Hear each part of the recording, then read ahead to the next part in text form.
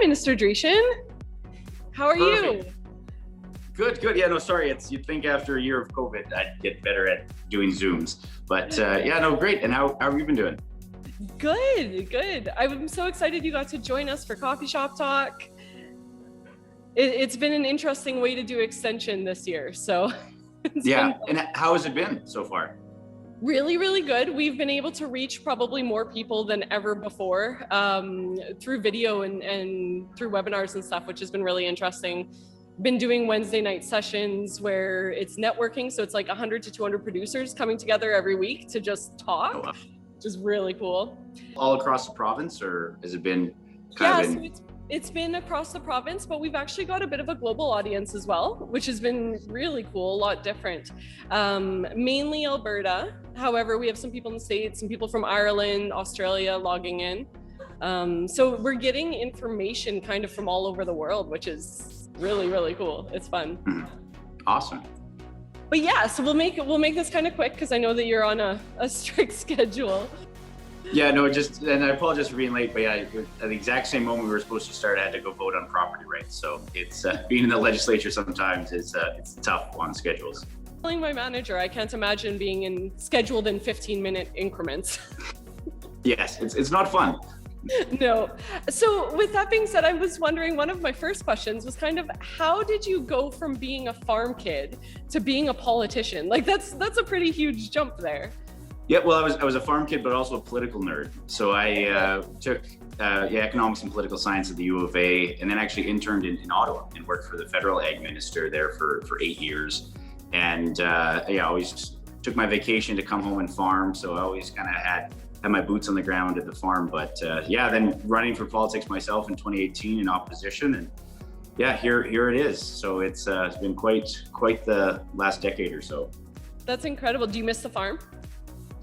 Yeah, but the drill is almost ready. I spent the last 2 weekends, and I got a bunch of work done before the snow hit on Saturday night. So yeah, it's everything. The seed's clean, drill's almost ready. So yeah, as soon as it warms up, I'll hopefully be able to get some time to be in the tractor.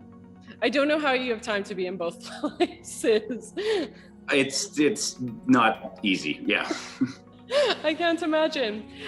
One of the things, so we've done a feature farm video, and I was one of I really was supporting the on-farm slaughter licensing. So you were the person to kind of bring that through, right?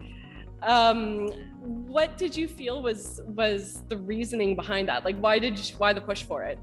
Well, it really was a common sense thing that I heard from so many ranchers and feedlot operators, that it was just kind of a general loss that people just always kind of accepted, that if you couldn't move an animal, whether a feedlot or a ranch, that you essentially just gotta put it down, render it, and it's completely just wasted. And even though it's great, high quality meat, just for whatever reason broke its leg or whatever the case may be, it couldn't just be transported. So it was something that, when we were looking at red tape reduction ideas, it was a kind of, I thought, a common sense one that had already been batted around for quite a number of years. And the meat inspection regs were up for renewal. And so it was a great time, I thought. And it was kind of a test to see how much the industry actually would respond to it. And I think today we have almost 200 on-farm slaughter licenses from producers all across the province.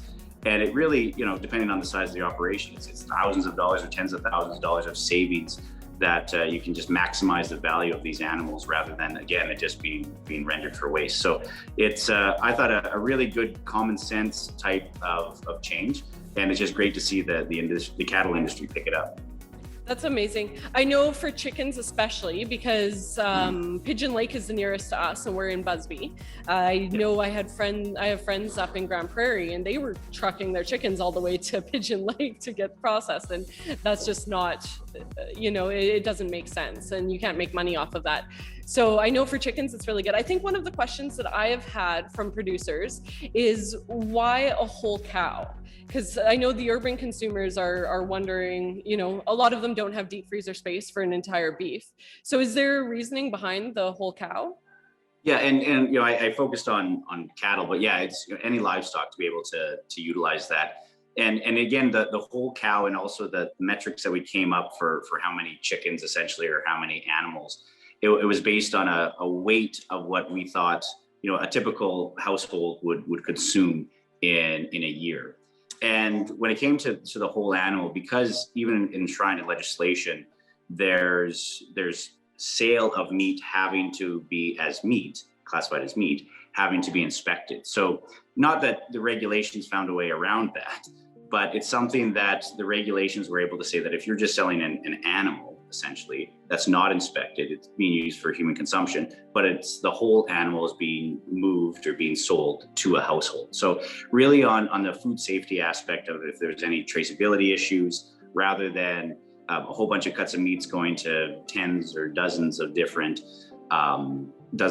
families, you're able to just trace back to one individual if there was an outbreak. So it was more on the food safety side why we limited it. And I guess I just encourage everyone to buy a big deep freeze. That makes sense. I think that's going to clear it up for a lot of our producers for sure. The other thing that I really wanted to talk to you about is RDAR, because that's a pretty exciting initiative that started up. Can you talk a little bit about that and the whys? And yeah, I think that's one of the longest I've been getting rid of Bill 6. I think it's one of the longest lasting changes that we've made at agriculture and forestry, setting up agriculture research with a $370 million commitment into provincial ag money going to any type of agriculture research project across the province for the next 10 years. And that's a bigger commitment than Saskatchewan and Manitoba combined when it comes to provincial ag dollars. And the creation of RDAR, the newly elected board, we first had an interim board, now we have a newly elected board. They're looking at projects from the wide spectrum of agriculture research. And it's just great to be able to see leveraging from not just post-secondaries, but from private industry to have even have those provincial dollars go even further into agriculture research, because research truly is how agriculture has grown in Alberta and will in the future. So RDAR, very proud of the interim board and also the current board to be able to have that same vision, knowing how important agriculture research is. Well, it's nice to know that they're looking at extension as well, that it's not just necessarily research, because I know in the past some of the research doesn't actually get to the producers. So it's really nice to see that happening. With that, when talking about funding, I mean, it's very hard to talk about funding and not talk about CAP, because that's been our biggest funding source since then. Is there plans in the future for CAP from a producer perspective? Yep, it's something that we're looking at our CAP programs that we have, of how we can tailor it more into what's has worked in the past and what we hear from producers of types of funding that they'd like to see. The change that we made midstream on grain dryer efficiency, that was something to counteract the federal carbon tax on natural gas and propane when it comes to drying grain. So we did a quick adjustment and change to create a program that would help with that increased added costs. But yeah, it's something that we're constantly looking at and reviewing CAP programming that we have from the provincial standpoint. But overall, in 2023, so essentially needing sign off by next year, the federal government and all the provinces are working together to try to develop the new CAP. So currently there are 5-year increments of $3 billion of federal and provincial dollars. I'd like to see that increase, and I think there are lots of other provinces that want to see that formula A change, and B, the amount change as well, or increase. So that's something that we'll see how the negotiations go, but I think it's very important in the next couple of years to be able to set the new CAP, the new 5-year framework on a better footing. For sure. I guess that brings me to my next question. Like, what do you see happening in agriculture? Like, I'm sure that there's stuff that I don't even know about that's happening within your office. So is there anything, up and coming that you're excited about?